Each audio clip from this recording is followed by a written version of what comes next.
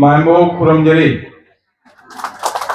আজকের এই পবিত্র দিনে আমি প্রথমে শহীদ নন্দচাঁদ জির প্রতি আমার শ্রদ্ধা জ্ঞাপন করছি। আজকের দিন শহীদ নন্দচাঁদ সিং এর জন্মদিন,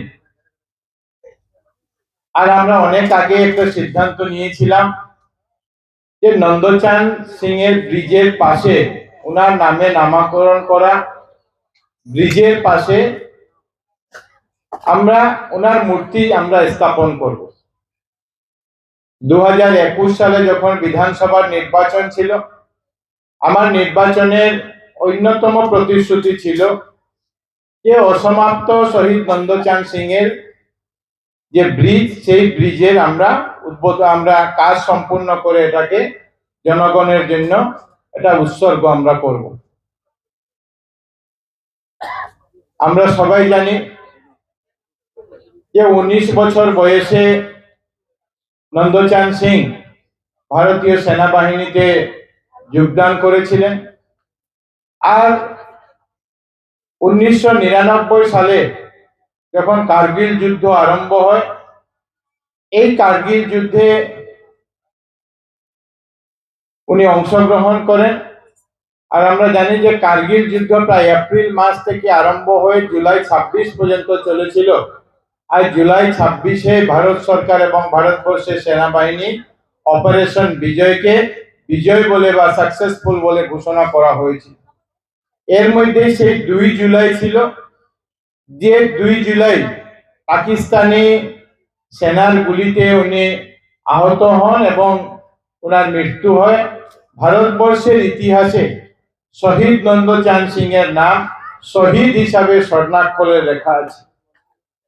আর আমরা আজকের দিনে লক্ষ্মীপুরবাসী হিসাবে আমরা গর্বিত যে আমাদেরও কেউ একজন, আমাদেরও আপন একজন, আমাদেরও গ্রামের একজন, আমাদেরও এলাকার একজন এই ভারত মাতৃকাকে রক্ষা করার জন্য নিজের জীবন বলিদান দিয়েছিলেন, নিজের আহুতি দিয়েছিলেন। আর সেই ব্যক্তিকে আমরা চিরস্মরণীয় করার জন্য, সেই ব্যক্তির বলিদানকে আমরা নিজের মনের মধ্যে রাখার জন্য, আর আমাদের ভবিষ্যৎ প্রজন্ম যাতে এই শহীদ নন্দচাঁদ সিং এর বিষয়ে জানতে পারে, যাতে ওনার বিষয়ে জেনে যে ভারত 1999 সালের যুদ্ধ, কার্গিল যুদ্ধ, যে যুদ্ধে পরাক্রমের সঙ্গে পাকিস্তানের সেনাবাহিনীর সঙ্গে যুদ্ধ করে শহীদ হওয়া ব্যক্তির ব্যাপারে আমাদের নেক্সট জেনারেশন যাতে জানতে পারে, সেই উদ্দেশ্যে আমরা মূর্তির এখানে নির্মাণ করেছি। আমরা জানি যে ভারতবর্ষে অনেকবার যুদ্ধ হয়েছে, ভারতবর্ষে অনেকবার যুদ্ধ হয়েছে। যদি আমরা সেই যুদ্ধের ইতিহাস যদি আমরা দেখি, 47 সালে স্বাধীনতা পাওয়ার পর 48 সালে প্রথম পাকিস্তানের সঙ্গে যুদ্ধ হয়। আর এর পরবর্তী আমরা সবাই জানি যে 62-র যুদ্ধ, 65-র যুদ্ধ, 71-এর যুদ্ধ, ভারতবর্ষের পাকিস্তানের সঙ্গে হোক বা চীনের সঙ্গে যুদ্ধ হয়েছে।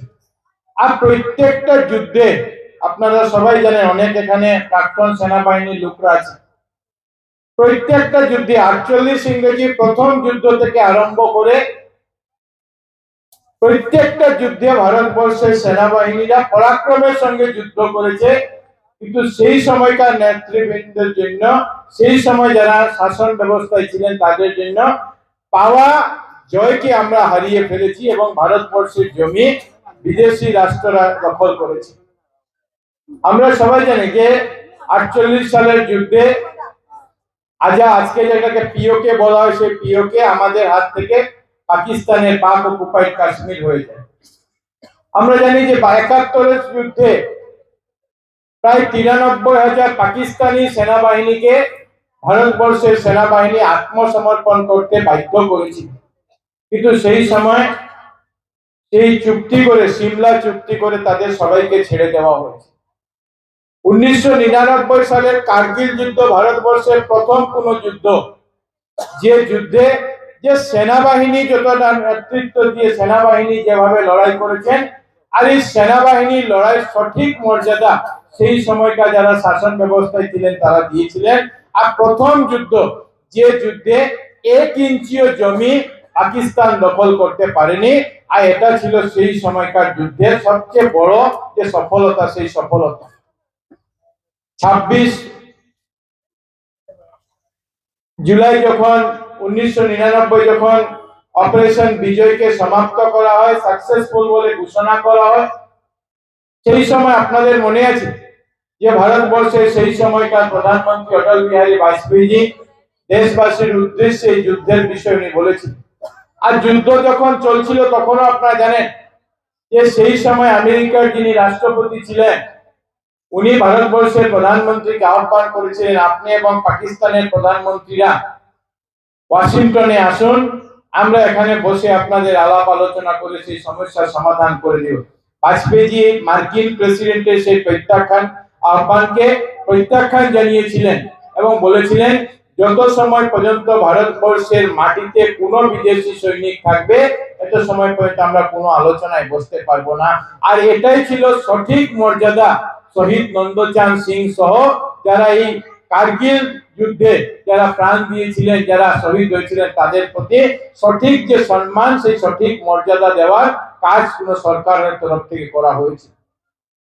আমরা জানি এখানে যে নন্দচাঁদ সিং এর 99 সালের মৃত্যু হওয়ার পর সেই সময়টা যারা এখানে ব্যবস্থায় ছিলেন তারা এখানে ব্রিজ নির্মাণ করার জন্য, মানুষের দাবি ছিল ব্রিজ নির্মাণ করা, এই দাবিকে পূরণ করতে গিয়ে ব্রিজের কাজ আরম্ভ করেছিলেন।